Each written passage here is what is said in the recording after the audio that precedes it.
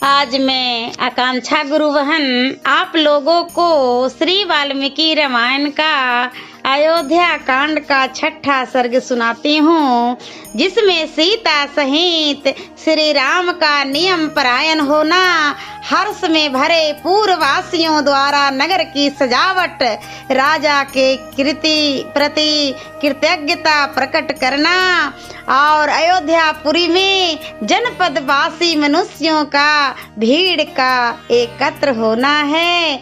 और देखिए, आजकल 22 तारीख को श्री राम जी का अयोध्या में आवागमन है, तो आप लोग भी जितना हो सके भैया दीदी लोग, मैं हाथ जोड़कर प्रार्थना करती हूँ कि 22 तारीख को जितना खुशी मनाइए और श्री राम जी की स्तुति कीजिए, रामायण पढ़िए, सुनिए, जितना भी स्तुति कीजिए आप कीजिए, क्योंकि श्री राम जी हमारे यहाँ पधार रहे हैं, घर घर पधार रहे हैं, तो उनकी खुशी में दिवाली मनाइए, दिए जलाइए, जितना भी हो सके कीजिए भैया दीदी लोग, आप लोग कीजिए।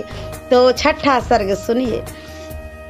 पुरोहित जी के चले जाने पर मन को संयम में रखने वाले श्री राम ने स्नान करके अपनी विशाल लोचना पत्नी के साथ श्री नारायण की उपासना आरंभ कर दी। उन्होंने हविष्य पात्र को सिर झुकाकर नमस्कार किया और प्रज्वलित अग्नि में महान देवता यानी शेष साई नारायण की प्रसन्नता के लिए विधि पूर्वक उस हविष्य की आहुति दी। तत्पश्चात अपने प्रिय मनोरथ की सिद्धि का संकल्प लेकर उन्होंने उस यज्ञ शेष हविष्य का भक्षण किया और मन को संयम में रखकर मौन हो वे राजकुमार श्री राम विदेह नंदनी सीता के साथ भगवान विष्णु के सुंदर मंदिर में श्री नारायण देव का ध्यान करते हुए वहां अच्छी तरह बिछी हुई कूस की चटैया पर सोए।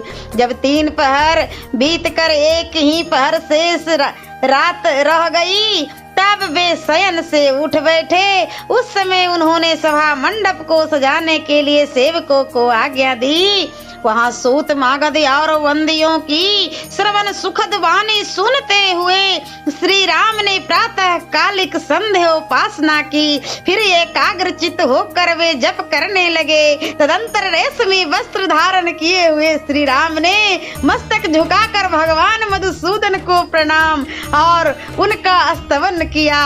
इसके बाद ब्राह्मणों से स्वास्थ्य वाचन करवाया और ब्राह्मणों का पुण्य वाचन संबंधी गंभीर एवं मधुर घोष नाना प्रकार के वाद्यों की ध्वनि से व्याप्त होकर सारी अयोध्यापुरी में फैल गई।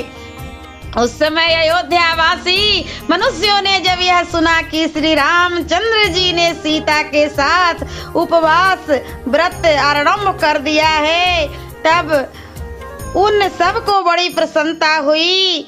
सवेरा होने पर श्री राम के राज्याभिषेक का समाचार सुनकर समस्त पूर्ववासी अयोध्यापुरी को सजाने में लग गए।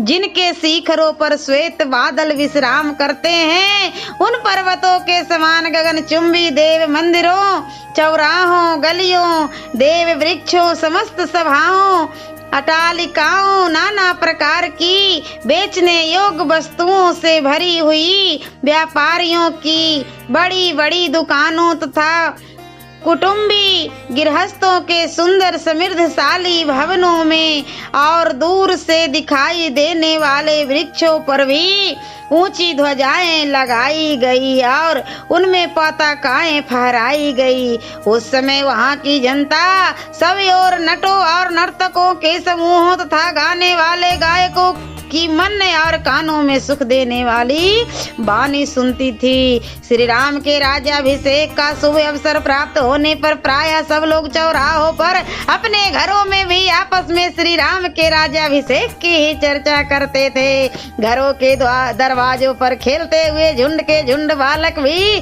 आपस में श्री राम के राज्याभिषेक की ही बातें करते थे। पूर्ववासियों ने श्री राम के राज्याभिषेक के समय राजमार्ग पर फूलों की भेंट चढ़ाकर वहां सभी और धूप की सुगंध फैला दी। ऐसा करके उन्होंने राजमार्ग को बहुत सुंदर बना दिया। राज्याभिषेक होते होते रात हो जाने की आशंका से प्रकाश की व्यवस्था करने के लिए पूर्ववासियों ने सभी और सड़कों के दोनों तरफ वृक्ष की भांति अनेक शाखाओं से युक्त दीप या स्तंभ खड़े कर दिए। इस प्रकार नगर को सजाकर श्री राम के युग पद पर अभिषेक की अभिलाषा रखने वाले समस्त पूर्ववासी चौराहों और सभाओं में झुंड के झुंड एकत्र हो वहां परस्पर बातें करते हुए महाराज दशरथ की प्रशंसा करने लगे। अहो, इक्ष्वाकु कुल को आनंदित करने वाले ये राजा दशरथ बड़े महात्मा हैं, जो कि अपने आप को बूढ़ा हुआ जानकर श्री राम का राज्याभिषेक करने जा रहे हैं। भगवान का हम सब लोगों पर बड़ा अनुग्रह है कि श्री रामचंद्र जी हमारे राजा होंगे और चिरकाल तक हमारी रक्षा करते रहेंगे, क्योंकि वे समस्त लोगों के निवासियों में जो भलाई या बुराई है उसे अच्छी तरह देख चुके हैं। श्री राम का मन कभी उद्यत नहीं होता। वे विद्वान धर्मात्मा और अपने भाइयों के स्नेह रखने वाले हैं। उनका अपने भाइयों पर जैसा स्नेह है वैसा ही हम लोगों पर भी है। धर्मात्मा एवं निष्पाप राजा दशरथ चिरकाल तक जीवित रहे, जिनके प्रसाद से हमें श्री राम के राज्याभिषेक का दर्शन सुलभ है। अभिषेक का वृतांत सुनकर नाना दिशाओं से उस जनपद के लोग भी वहां पहुंचे थे। उन्होंने उपयुक्त बातें कहने वाले पूर्ववासियों की सभी बातें सुनी। वे सब के सब श्री राम का राज्याभिषेक देखने के लिए अनेक दिशाओं से अयोध्यापुरी में आए थे। उन जनपद निवासी मनुष्यों ने श्री रामपुरी को अपनी उपस्थिति से भर दिया था। वहां मनुष्यों की भीड़ भाड़ बढ़ने से जो जनरब सुनाई देता था वह पर्वों के दिन बढ़े हुए वेग वाले महासागर की गर्जना के समान जान पड़ता था।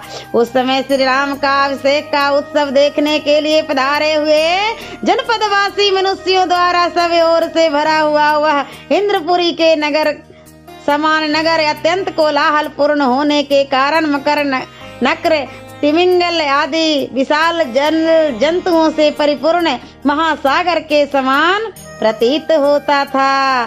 सियावर रामचंद्र की जय। और मैं अगले वीडियो में अयोध्या कांड का 7वां सर्ग सुनाती हूँ।